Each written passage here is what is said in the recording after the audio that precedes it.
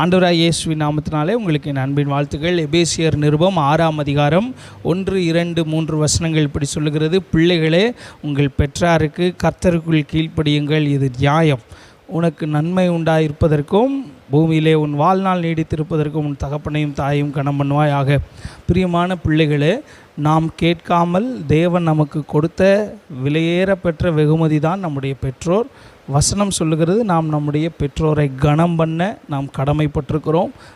பெற்றோரை கனம் பண்ணும்போது கர்த்தரை கனம் பண்ணுவதாக அங்கே வேதம் சொல்லுகிறது. கர்த்தரின் ஆசீர்வாதம், கர்த்தருடைய நன்மை, பூரண ஆயுசு நமக்கு வேண்டுமென்றால் நாம் பெற்றோரை கனம் பண்ண வேண்டும். வசனத்தில் நாம் இப்படி பார்க்கிறோம்.